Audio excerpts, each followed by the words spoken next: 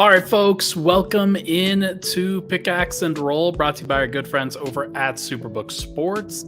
I am your host, Ryan Blackburn at NBA Blackburn on Twitter, part of the Mile High Sports Podcast Network, and I am excited to talk about the playoffs. We get to talk about the playoffs finally, and Denver Nuggets fans finally know the opponent that the Nuggets will be facing in the first round of the playoffs. It is the Los Angeles Lakers who played tonight against the New Orleans Pelicans. It was a good game, a really, really impressive game. Fun when you don't there's not a ton of stakes on it for Denver, obviously, and for Nuggets fans, it's probably a little bit more enjoyable to watch it from that perspective of, okay, who do we want to see? Who do you want to watch? And going back and forth, you get to see these teams a little bit more consistently towards the end.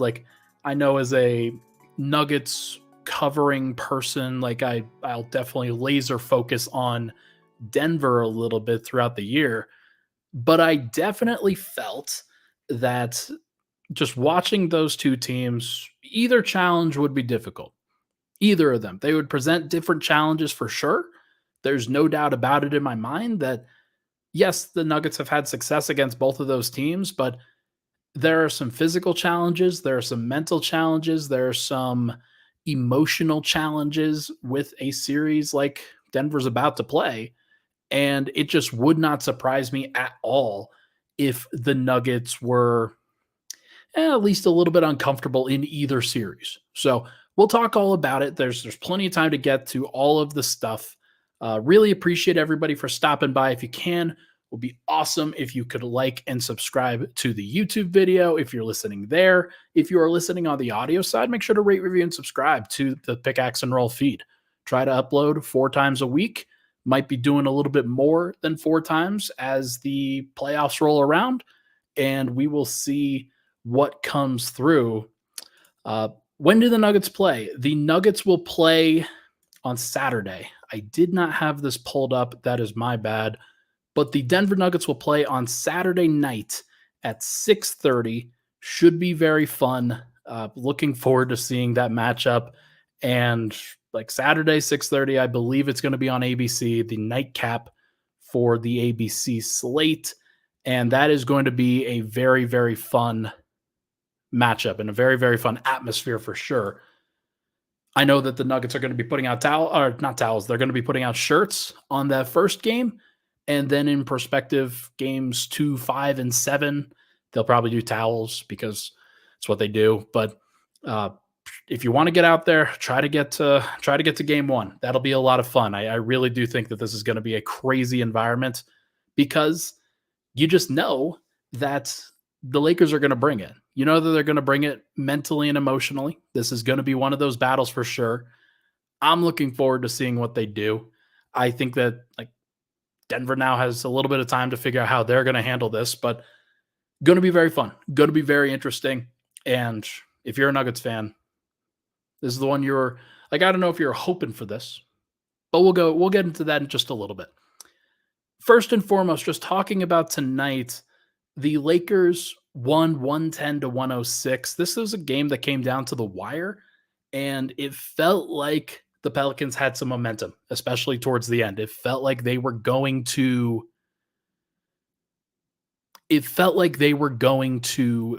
come back from this because the Lakers were up. They outscored the Pelicans 34-16 in the second quarter. It felt like all the whistles were going their way, felt like all the momentum was going their way. CJ McCollum did not show up to this game. Brandon Ingram was subpar.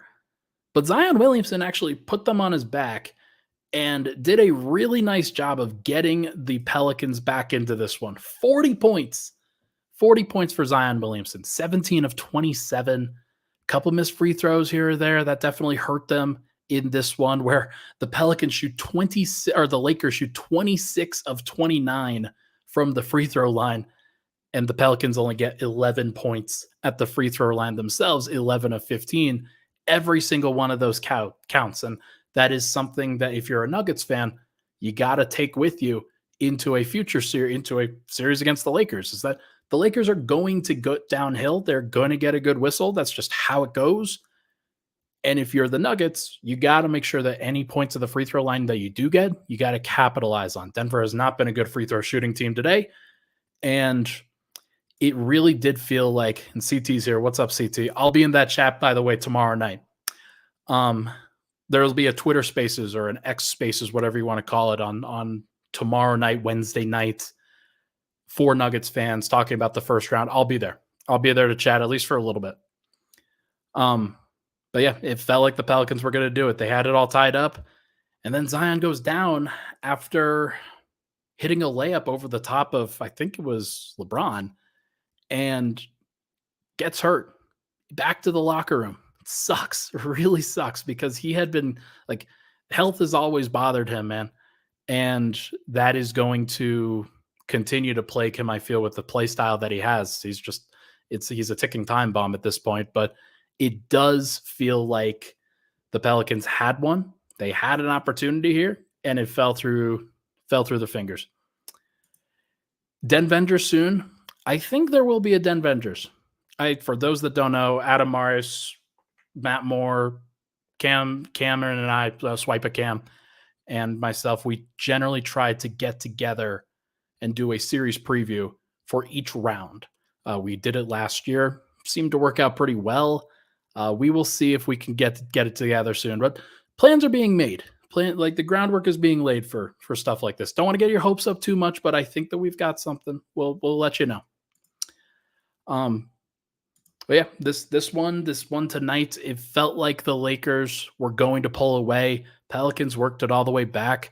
Really impressed with Jose Alvarado, Larry Nance off the bench. Trey Murphy hit a big three at the end of the third quarter for them. +7, +10, +8 for all those guys. Brandon Ingram goes -16. CJ McCollum -17. Big V, Jonas Valanciunas, 4 points, 1 of 7, -13 in 20 minutes. That's brutal. And just watching this, like, you could see just how easy of a matchup Jokic would have against the Pelicans. Like, it would be tremendously easy for him. Larry Nance is a good defender, but he's undersized, and Jokic handles the undersized defenders a lot better than somebody like Anthony Davis does. Anthony Davis still managed to hit the key free throws when he needed to, got enough baskets, got the offensive rebound, a key offensive rebound towards the end of this game. But it felt like the Pelicans, their rotation has some juice to it. So is what I'm going to try to really emphasize in the third segment. No matter which of these teams had won, whether it was the Lakers or the Pelicans, the Nuggets would have been up for lack of a better word, a dogfight. It would have been tough. It's going to be tough. It will still be.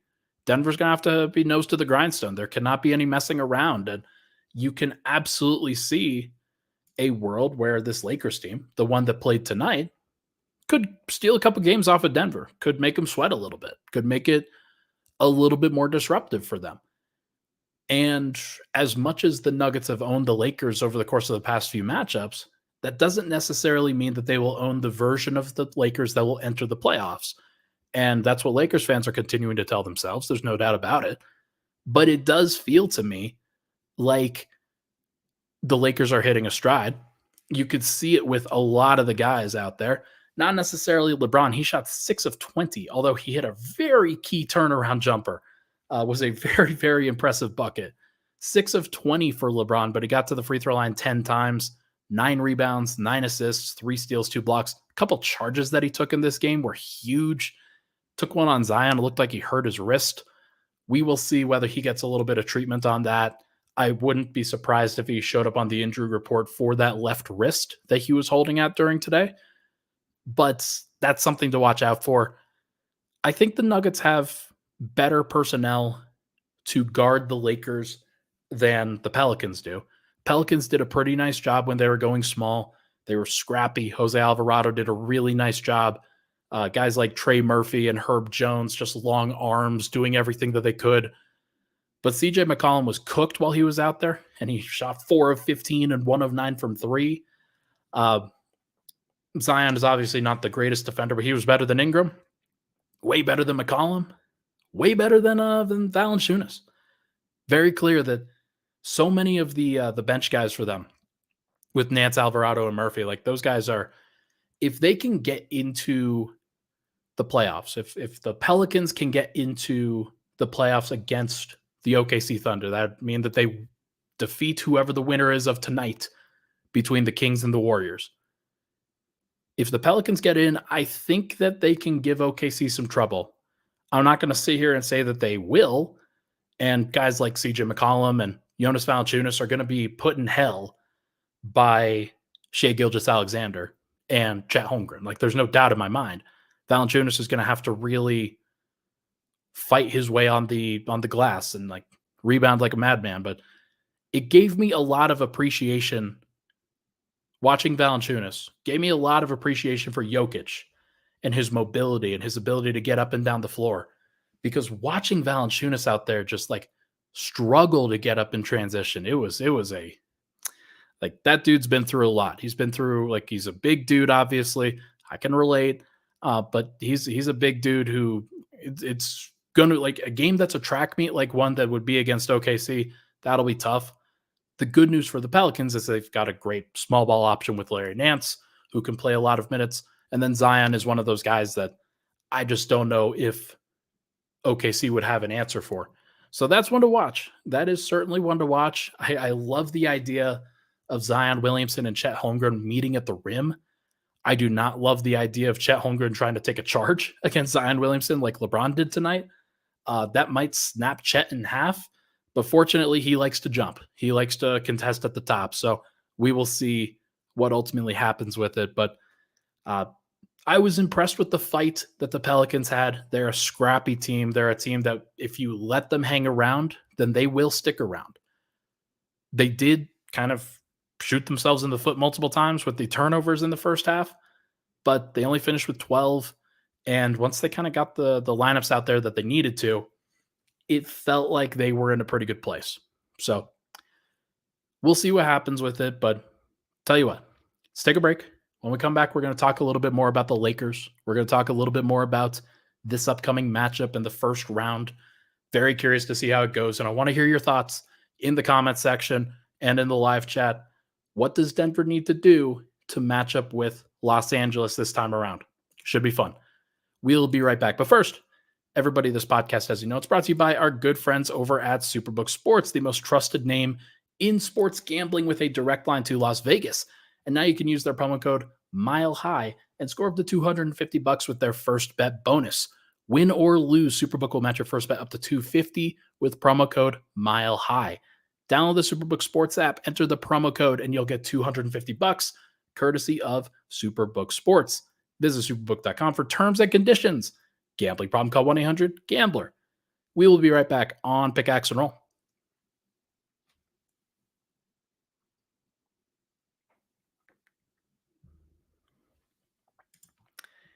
And we're back. Pickaxe and Roll, Ryan Blackburn here. I don't know if you guys noticed, I moved the bookcase. Over here. I got a PSVR 2 and have been using that. I got it for a good deal, actually, but never used it before. PSVR 2, amazing system. Just really, really impressive stuff. So I'm looking forward to using that, playing some Beat Saber on that. It just looks amazing. So let me know if you're VR fans out there. Let me know if you've got any fun games that you think I should try. They think I should use to keep me sane during this playoff stretch, because that is the secret to covering basketball, by the way, that when you're not doing this, when you're not podcasting, when you're not talking about the game, you're not thinking about the game, and you try to find ways to get a little bit of a break. So that's at least been my secret, and I hope I continue to provide good coverage for you going forward.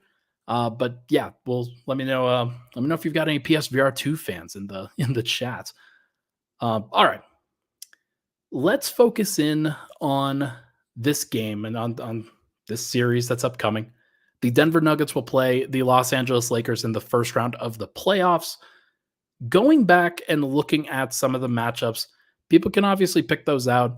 There's no question in my mind that you could pick those out like in your head if you wanted to. Jokic's lines in each of these games are really interesting. First game of the season, 29, 13, and 11 was plus 15 in 36 minutes. Shot 12 of 22, not the most efficient percentage, but he shot 3 of 5 from three and was, yeah, like I said, plus 15 in 36 minutes. Obviously, that is a great performance. In that same game, Jamal Murray,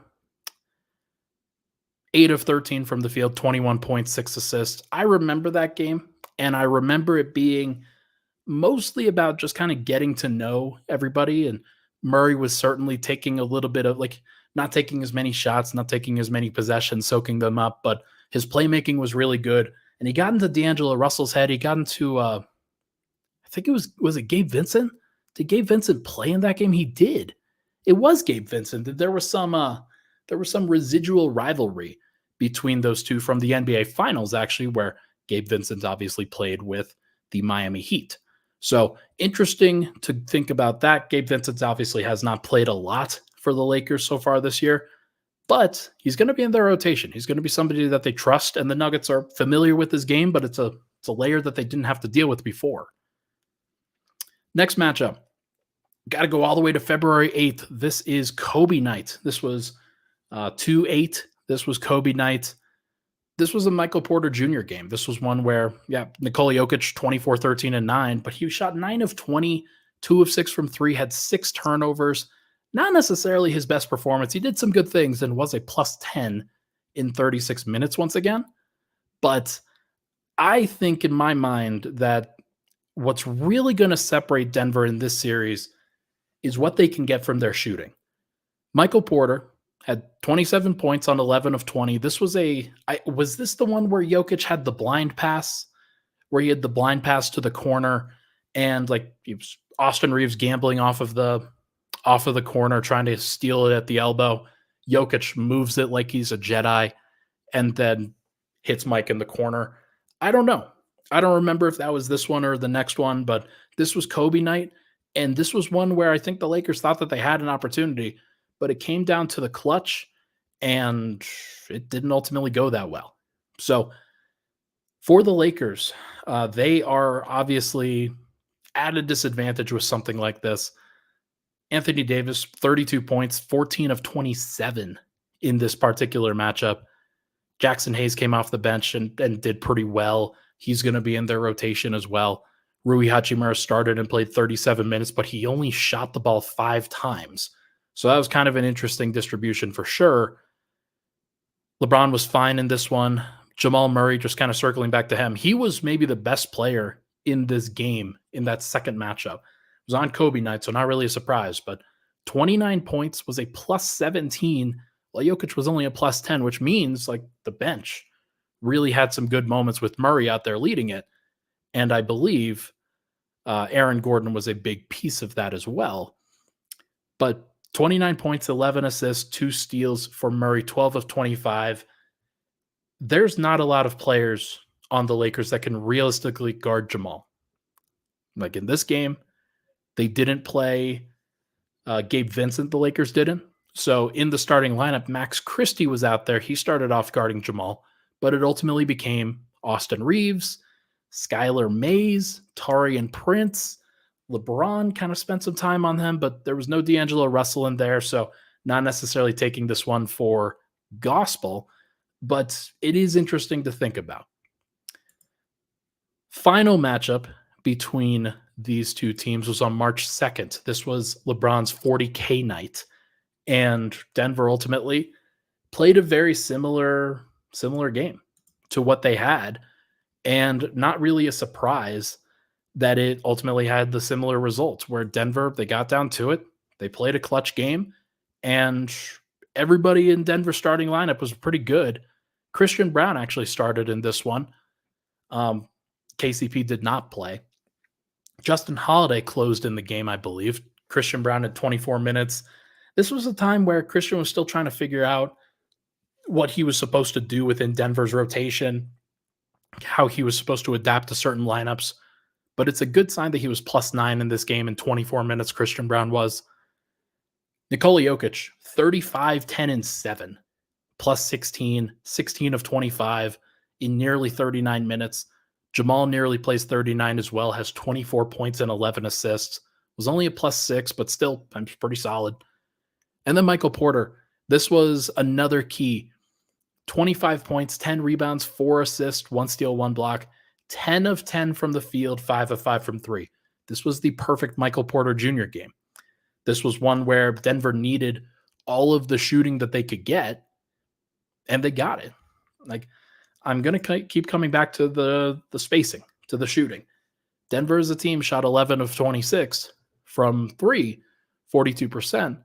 Michael Porter made up 5 of 5 of that. So the rest of the team was 6 of 21. Doesn't look as great when you say it like that. Murray and Jokic each shot 1 of 5. Justin Holiday came off the bench and shot 3 of 5 from 3. Big game from Justin Holiday, who he'll play a role in this series. He's going to have to, because like I said, spacing's going to matter. Spacing's going to be a big one in this particular series. The Lakers, they have it. They have it at this point. D'Angelo Russell has played pretty well. And over the course, you just go to the game tonight, he was big. 7 of 14 from the field, 5 of 11 from 3, was a plus 16 in a game that they won by 4 and played 37 minutes. So in the 11 minutes that he didn't play, the Lakers nearly lost the game. They were minus 12 in those 11 minutes. So there are some things that D'Angelo Russell can do. There are some things that the Nuggets are going to have to figure out. Like, he loves to go to his right in the pick and roll. He loves to be able to step back, hit a 3 if you give him the space. And if he is involved defensively, he'll use his hands pretty well, but he's not going to use his body really well. He's not a really smart defender. He still gets caught for sure. But I am very curious to see what the rotation looks like for the Lakers, because just looking at it tonight, each of the starters played in between 33 and 41 minutes. Rui Hachimura was the guy who played the lowest at 33. Taurean Prince played 22. Gabe Vincent played 18. Jackson Hayes, 8. Spencer Dinwiddie played just 5 minutes and was a -9. So these are the layers that the Lakers are going to have to figure out against Denver, where Denver's got their starting lineup. They've got their main 5 guys. They've got Reggie Jackson. They've got Christian Brown. They've got Peyton Watson. They've got Justin Holiday, and probably not anybody else. So when Denver goes small, they're going to be facing a pretty small Lakers unit as well. The only one who is really tall with that second unit is Jackson Hayes. He can go up above the rim. In this particular game against the Pelicans, his former team, by the way, +8 in 8 minutes. So he can make an impact even if he's not making a major box score impact, because they're going to have to respect his rim rolling. So Denver's going to have to do the same. They're going to have to manage that with their second unit. I assume that Peyton Watson will be the guy who guards LeBron James when he staggers with the second unit. I assume that Aaron Gordon will be the backup 5, and he will guard Jackson Hayes, which means that when those guys run pick and roll, it's going to be a switch. Aaron Gordon will switch on to LeBron. So that means that Reggie Jackson's going to get posted up in this, where they're going to find whoever's being guarded by Reggie Jackson is going to go set a screen for LeBron. And then LeBron is going to post up Reggie. Or he's going to try to post up Christian. Maybe he tries to post up Jamal. Like, these things are going to happen. I'll talk about Denver's rotation a little bit in another podcast, because I am curious as to how it does actually break down. I'm curious to see what the minutes are going to look like. I'll do some predictions and figuring out some rotations. Off the dome piece, I have to imagine that the bench lineup that Denver's going to run out against the Lakers will be Murray, Christian Brown, Justin Holiday, Peyton Watson, Aaron Gordon. 4 wing defenders and forwards and guys that can really switch, guys that can really guard, and Murray. Murray's going to be the guy who's going to load up there. He's going to have to be the guy that carries the unit offensively. He's going to be a playmaker, and he has been a playmaker against the Lakers. How the Lakers guard him is going to matter. How the Lakers guard him is going to be a big battle in this one. But then again, what I am really talking about here is like 8 total minutes a game between the 4 minutes that Jokic doesn't play. LeBron will be out there for that entire time. Murray will be out there for that entire time. Aaron Gordon probably out there. Maybe DeAndre Jordan gets out there on occasion. Maybe Zeke Naji gets out there on occasion, but I kind of doubt it. I think that that's what the rotation's probably going to bear out for Denver. And what it's going to look like for the Lakers is they're going to have to take advantage of those moments, because I don't think they're going to be able to take much advantage of the Nuggets when Jokic is out there. Because even if it's Reggie Jackson, even if it's Christian Brown and Peyton Watson and guys like that who are not necessarily elite spacers, Jokic is going to have opportunities scoring at the rim, and he's going to have opportunities, especially if they have Rui on him, guarding him. They're going to have plenty of opportunities for him to create cutting opportunities and like different areas for sure. Going to be interesting to see. I'm looking forward to it. I am looking forward to what this matchup is going to entail, but that's where I'm at. That's where I'm at for the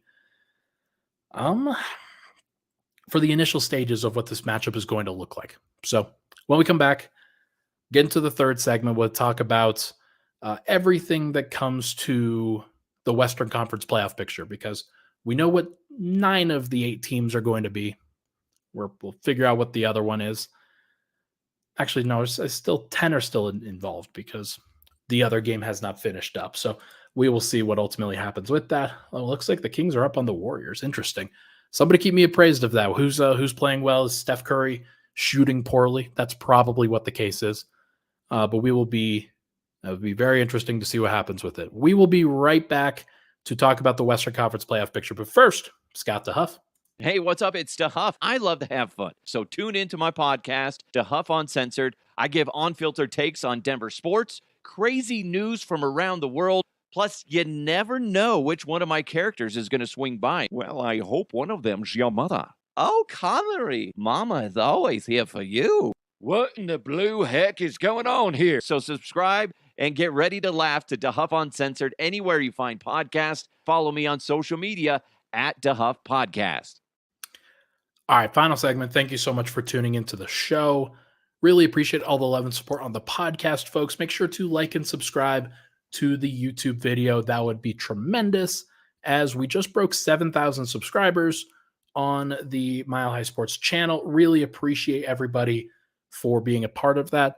Obviously, like, there are other videos that we do put out, but the most consistent content that we've been putting out on this channel has been this podcast. So really appreciate seeing that number grow and seeing people like what's been going on. So if you have other things you'd like me to cover from this series, comment down below. Comment where your questions are, what you're thinking about for this Nuggets-Lakers series. There will be, I think, at least one more podcast between now and when the playoffs start, probably 2.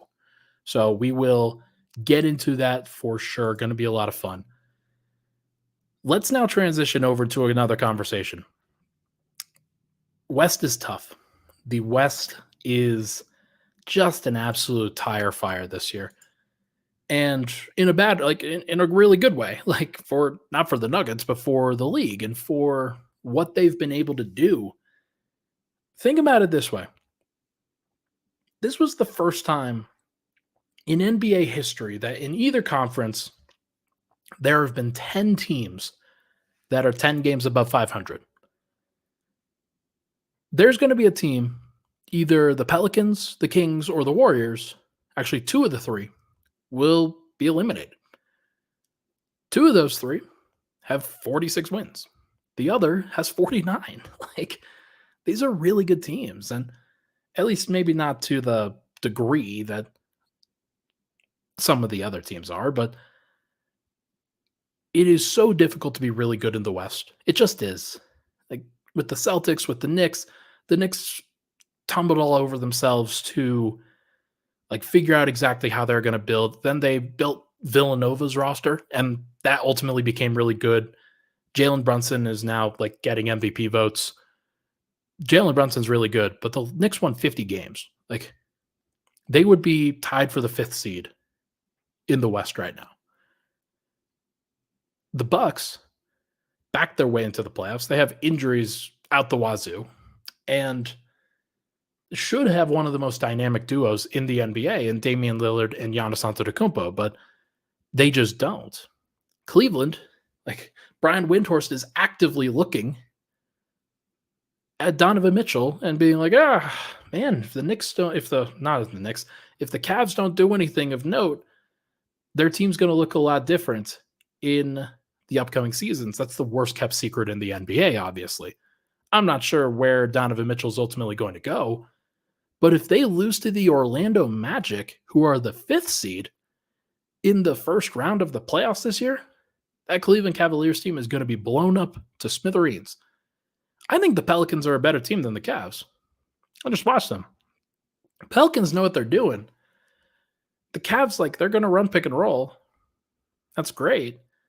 But they also, like, their players don't know how to fit well. Actually, I can't just say that because the Pelicans players don't know how to fit well together either. Because Brandon Ingram and Zion Williamson are still trying to figure each other out. And CJ McCollum's just trying to figure out what day of work he's supposed to be clocking in for. But the point I'm trying to make here, West is really hard. It just is. It's just one of those conferences that if you're the Nuggets, you knew that whoever you faced in the first round was going to be difficult. I put out a poll a couple days ago about, okay, between the Lakers and the Pelicans, which team would you rather face? Pelicans won that 55-45, 54-46, somewhere around there. You're going to get the Lakers, and maybe people didn't necessarily want to face the Lakers, but I'm here to tell you that every single matchup is going to be difficult. Every single one. Even if it was the Kings. Like, the Kings are basically like the C or B version of the Nuggets, with De'Aaron Fox and Domantas Sabonis trying to masquerade as Jamal Murray and Nikola Jokic. Like, they don't have the pieces, but they would still cause some issues. They would still be difficult to guard. They would still be a team that Denver would have to figure out over the course of a series. Golden State, not sure how that would work, but Golden State still figured stuff out, and they've still got some championship DNA in them. Is it fading? Sure.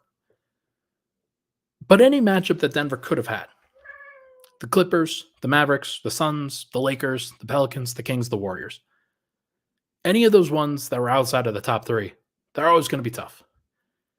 And Denver, like, let's say the Suns actually upset the Timberwolves. Your reward is to face the Suns, like in the second round, a team that got better in the offseason because they moved on from DeAndre Ayton, who was just an energy sucker, an energy leech. And that would have been really interesting. But I just tend to think that Suns had now figured some stuff out. They're going to be tough if Denver ultimately faces them, but you can't look forward too far. Yeah, Snowwolf says, I thought I had a cat outside my house. No, that is the cat that is meowing underneath my door because he just wants to get in and wants to hang out so badly during this podcast. I'll get to him in just a bit, but no, that is my cat. The West is tough. Denver's had to go through it. They've had to go through it for their entire lives. It's one of the things where people talk about Jamal Murray not making an all-star team. I tend to roll my eyes at that because he's had to compete in the Western Conference with the likes of Steph Curry, Russell Westbrook, Chris Paul, Damian Lillard, Donovan Mitchell, Devin Booker, Luka Doncic, now Shai Gilgeous-Alexander, and like it just keeps going on. And now Anthony Edwards too. Like, the talent in the West doesn't stop. Victor Wembanyama, who like basically hurt the Nuggets from the 1 seed perspective, absolutely. Like, everything is tough. Everything is difficult. The Nuggets are going to have to go through it. If they were to make it to the finals this year, think about it this way. I'm going to go to the records from last year as just a little bit of a comparison point. Last year, the teams and the win totals that they had, that the Nuggets faced and won against. The Minnesota Timberwolves were 42-40. The Phoenix Suns were 45-37. The Lakers were 43-39. And the Heat were 44-38. None of the teams that Denver beat last year were over 45 wins. And that is not a criticism of Denver's path. It's not. Like, that was the best that the NBA could throw at them last year because the rest of the league sucked and because the rest of the league faltered and could not handle the pressure that Jimmy Butler and the Miami Heat were handing them. Are you kidding me? Like, it was disgusting from the Eastern Conference. The Heat should not have been there. Denver should have faced a really tough team at the end. And they did, but and then you just had parity across the league that really hurt them. Now, if I do the same exercise, and let's say all the favorites win. Let's say Denver and all the favorites, let's say they match up. The Nuggets will face the Lakers, who have 47 wins. That is already more than any of the teams that Denver faced last year. If they get through that, they'll face the Timberwolves, 56 wins. They get through that, the OKC Thunder, 57 wins. If they are lucky enough to get to the NBA Finals, they're most likely going to have to face off against a 64-win Boston team that's probably breezing through the Eastern Conference as we speak. Like, it's going to be a tough path. It just is. It's going to be tougher than last year. And there's no shame in saying that. Now, the kicker is that if it is tougher than last year, and you still go like 16-4 or 16-5, and oh boy, good luck criticizing that run. Good luck criticizing that particular run through the Western Conference and into the NBA Finals. Going to be really interesting to see what kind of excuses pundits kind of dream up about just how good the Western Conference is, how good Nikola Jokic is actually, how good Jamal Murray is actually. You fans, you know how good those guys are. You know how great those guys are. They're fantastic. And I'm so curious to see what ultimately happens here because I cannot imagine for the life of me Denver's thinking, oh yeah, it's going to be simple. But if they take care of business, if they do what they are supposed to do, they should probably beat the Lakers in 5 games. They should manage to get through the Minnesota Timberwolves in 6 or 7. They should get through the OKC Thunder if they survive in about 6. And then I'm expecting a 7-game series against Boston. So you just do the math. 5, 12, 18, and 25. 25 games. I think that's the right math. 25 games. 5, 12. How did I get to 12? 6 or 7? Yeah. 24 or 25 games. It's a lot more than 20. And that is where I get a little bit hung up for Denver. And nobody wants to hear this, but I said this on the radio earlier today. That's where I get hung up on Denver and say, it's going to be really, really, really tough for them to stay healthy, for them to stay energized, for them to stay locked in, for the bench to continue to provide consistent help the deeper a playoff series goes. Because what do minutes happen to do when things get tight? Probably playing Jokic 42 minutes, probably playing Murray 43 minutes, probably playing Gordon 40 minutes. All these guys are playing heavy minutes. And the earlier on in the playoffs that you have to do that, it's my opinion that the less likely Denver will win the NBA Finals is. So they got to take care of these series early. They've got to be consistent. They cannot let games slip if they can help it. If a team blows you out, if you just don't have it one night, fine. That's what the series is for. It's not what the play-in is for. That's what the series is for. What that usually looks like, by the way, for a team in Denver's position is if, let's say it's the Lakers, Game 1, Game 2 go to Denver, Game 3, big emotional game for a team like the Lakers, they get that one. And it's like a 15, 20-point victory. Lakers get very excited. If they win game 4, then you swing it. But then Denver wins game 4. And then they go back and take care of business in 5. That's what a gentleman's sweep looks like. And if I'm Denver, I'm gunning for at least that.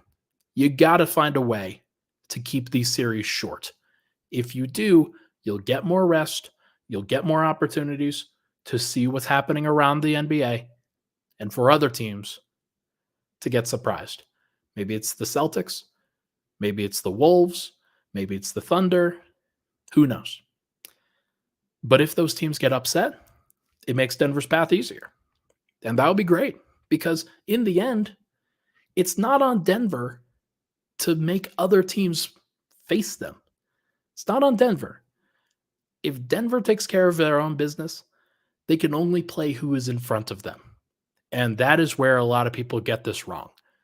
Denver's got to get themselves the easiest pathway possible. That's why you get the 1 seed. That's why you get the 2 seed. That's why you get as high as possible.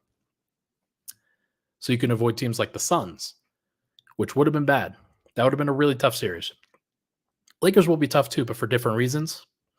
I think the Nuggets can do it. All right.